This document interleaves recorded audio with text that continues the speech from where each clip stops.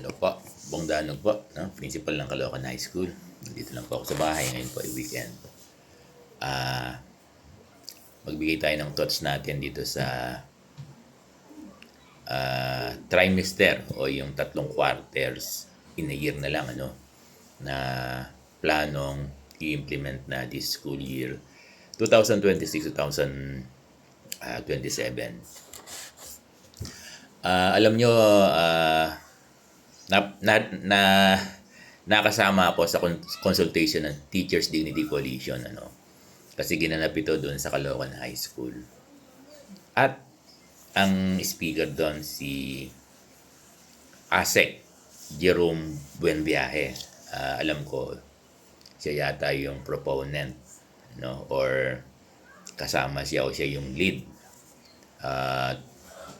proponent nitong trimester na ginawa ng DepEd, ano.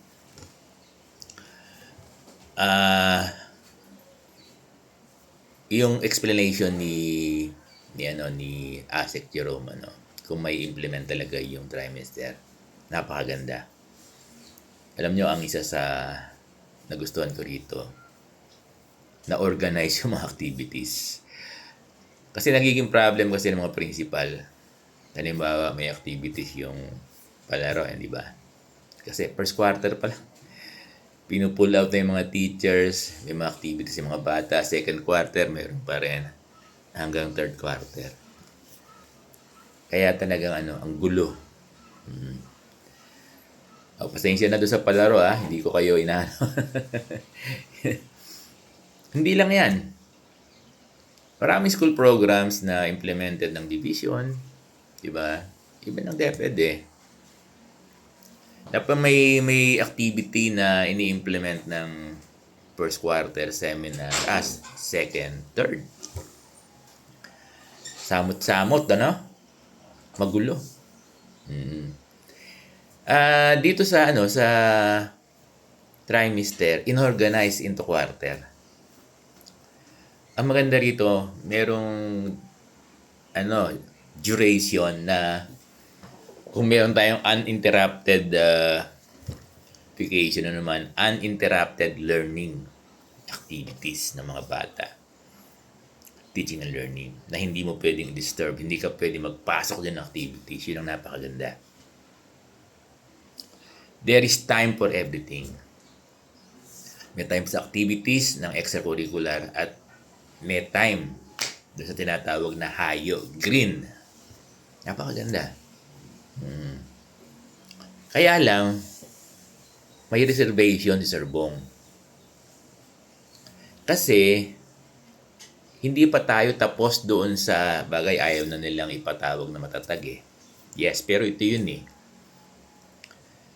Sa high school, grade 9 and grade 10. Ngayon pa lang i-implement At ngayon pa lang din, to my understanding, magkakandak ng seminar and training ng mga teachers natin para dito sa last phase, pagsasamahin na yung 9 and 10. Siguro minadali na. At alam ko sa elementary, yung 5 and 6, no? That is my understanding. Ngayon, nagpapasok na naman ng ibang, pwede natin sabihin curriculum. Bagong curriculum. Tapos, hindi pa tapos itong matatag. Paano ngayon magre-reconcile yan? Kaya nalilito yung mga yung mga guro at yung mga principal, And besides,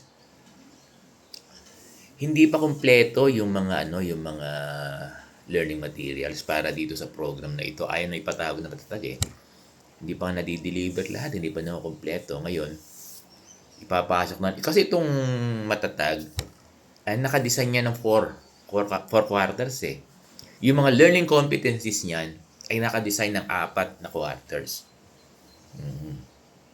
Kaya yung budget of work, nakadesign din ng 4. Ngayon papasok itong 3 quarters na lang. Anong mangyayari ngayon?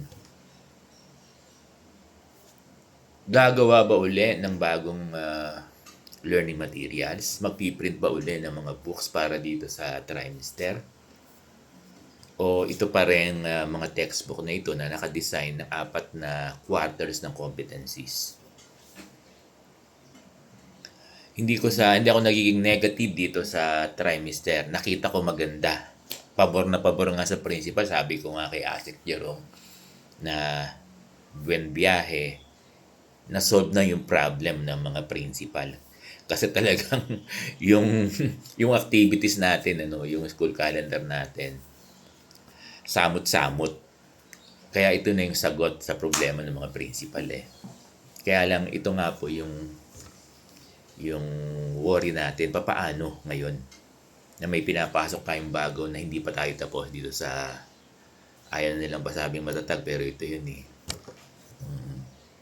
So sana po naintindihan ng DepEd, no? At ang worry pa, no? Paano kung 2028 ay nagbago ng leadership? 'Di ba? Masisiguro ba natin na si Secretary Angara pa rin ang DepEd Secretary by 2028? Baka hindi na. Sabi ko nga, 'di ba? Paano kung yung dating, hindi ko sinaano. Paano kung yung dating DepEd Secretary na nag-ano ng matatag, 'di ba? Ang siyang naging pangulo at ibinalik yung matatag. Ulit. So, phase out na naman yung trimester, no? Hindi, wala po tong halong politika. Ang ibig sabihin, or kung hindi man, baka mamaya, nagkaroon ng bagong presidente at nagkaroon ng bagong sekretary. Baka iba na naman. Ngayon, wala nang naging firm sa DepEd. Ang apektado, yung mga paaralan, yung mga learners, yung mga guro, yung mga principals sa schools. Madali lang mag-implement ng mga program eh. Ang problema po, ang magiging chaotic, magiging disorganized ay yung mga implementor, yung mga schools, yung principal, yung mga teachers, apektado yung mga learners na po. So, yun lang po yung reservation ng Sir Bong Danug. Kasi, ang na-observe natin, yung kapag nagpapalit ng secretary, palaging bago yung curriculum. Di ba? Pag nagpapalit ng secretary ng presidente, nababago yung curriculum. Kaya wala tayong firm na pwede nating Hindi katulad ng SEDP na kahit sinong presidente, no? Okay. So, ganun lang po yung ating pananaw dito, no, sa trimester or 3 quarters in a school year. Maraming salamat po.